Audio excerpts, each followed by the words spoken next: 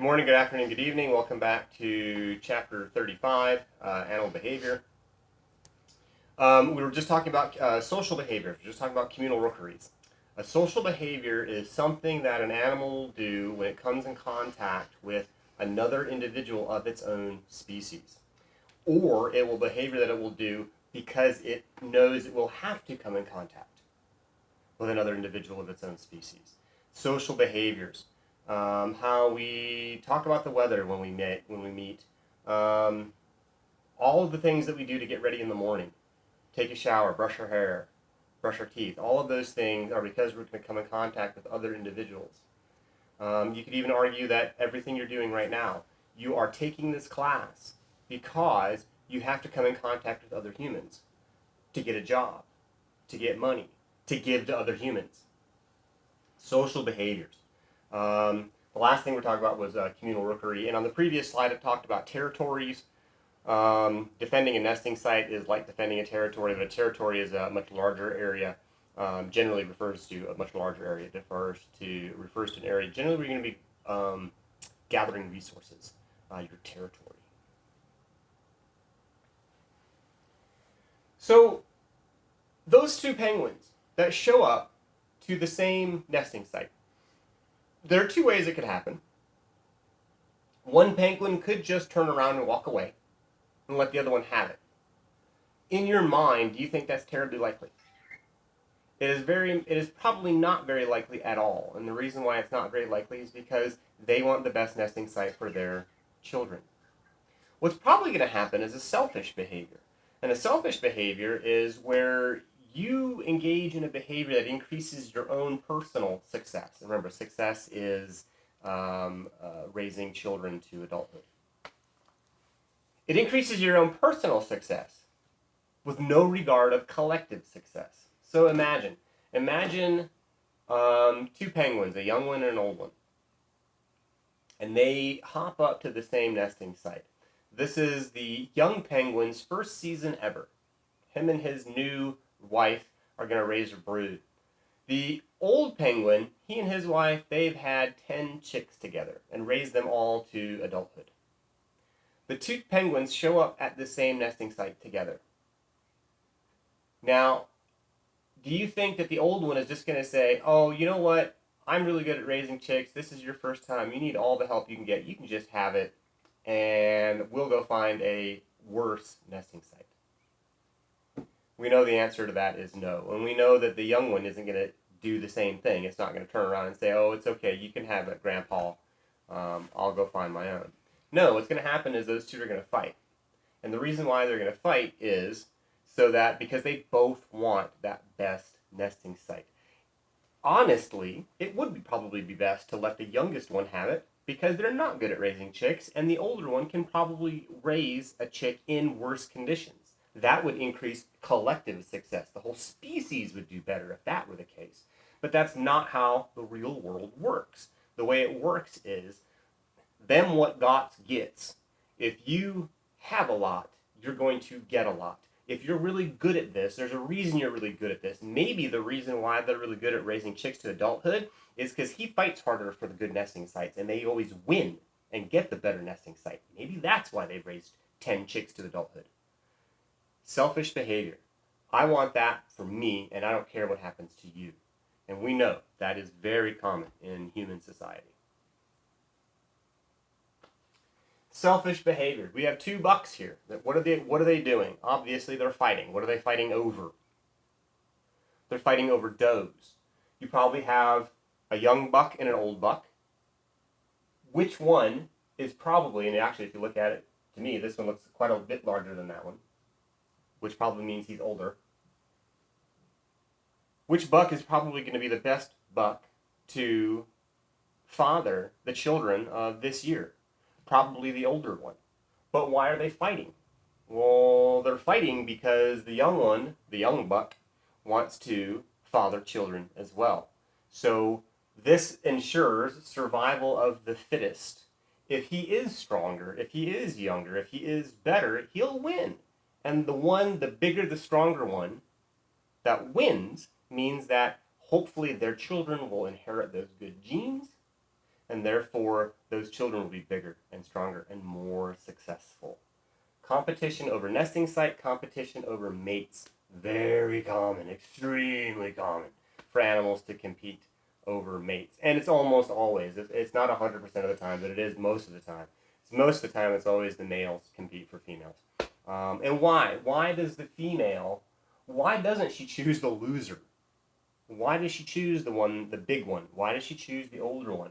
Why, as a general rule, are females more interested in a more successful male? Most of the time, if there's an age difference between the male and the female, who is usually older? He is usually older. Why are younger women attracted to older males? And the reason why is because he's successful. And again, when you talk about humans, that puts a different spin on it, and each different woman can decide what successful means to her. But to a deer, what does successful mean? It means he's older, which means he is able to get food. He's able to resist disease. He's able to escape predators. He's able to withstand dangerous climates or harsh weather. All of these things point to him having good genes. Now, remember and understand that most of the time, very, very commonly in the animal kingdom, the male typically does not stick around to help raise the kids. If he does, then she wants the more successful male because he's going to be a better provider. Even if she knows he's not going to stick around, she still wants the more successful male because what does she want for her kids? She wants the best for her kids. She wants them to survive. She wants them to survive. Which genes does she want to give them? From the skinny loser or from the tough winner? She wants to give them the genes from the tough winner. She wants the most successful male for her children. You can have what's called altruistic behavior. Altruism, and it's arguable if there's true altruism.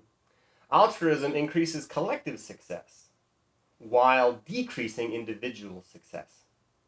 The best example of this, and we'll come back to this slide in just a minute, the best example of this, or the most common example of this, is what we call watchdog birds.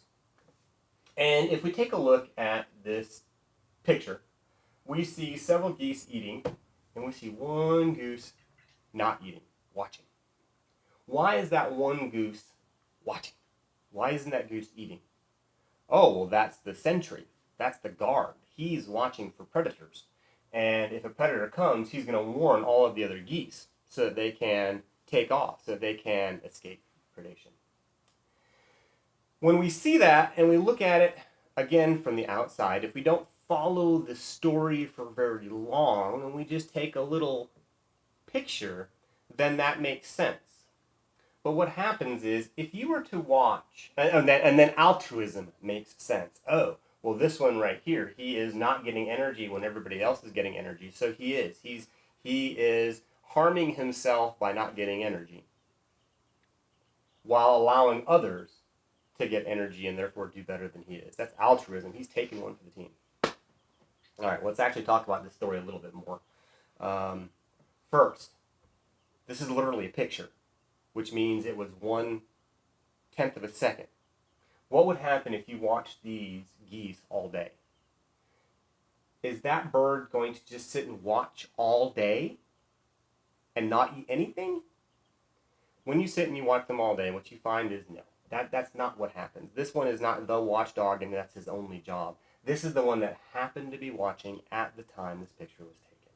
If you watch them all day, what you find is they actually take turns. They take turns being a watchdog. And they probably are being a watchdog, but it could be that he's full. And so he's just sitting around watching for a little bit, letting his food digest a little while. Maybe he looked up and he saw nobody was watching. He was like, "Grump!" And so he starts watching. Second, fine. He is deciding to not eat. He is losing the opportunity to get energy. And he's watching for a predator. What happens if he sees a fox running across the field? Well, it's going to do an alarm call. It's going to honk. And that honk is going to alert all of the rest of the geese. And they're going to go, "Oh no," and fly away, right? Is he going to sit here and wait for everybody else to take off before he goes? Good daddy, that's what good daddy is going to do, right? That's not what happens. What actually happens is he's the first one in the air, calling as he goes, "Oh crap, bye!"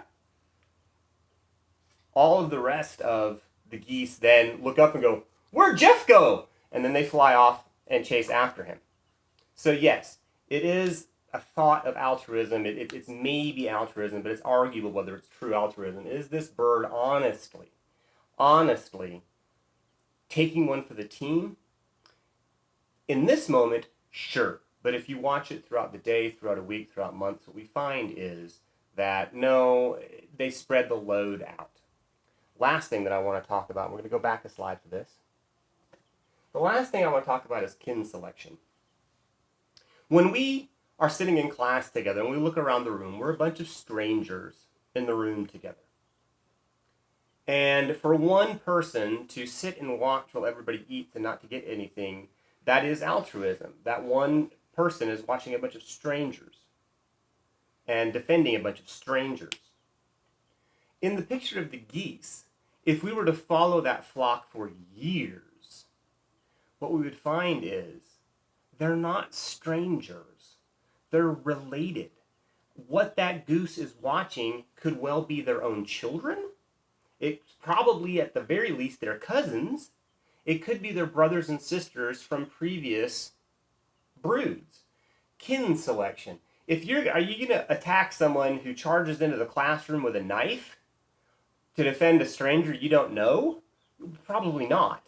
But what if a guy runs up into your family reunion and tries to attack somebody with a knife? And they're going to go after your little brother. Or they're going to go after your mom. Are you now going to fly into action to try to defend a family member? Yes, you probably would. Kin selection. It's not a bunch of strangers. They're related to each other.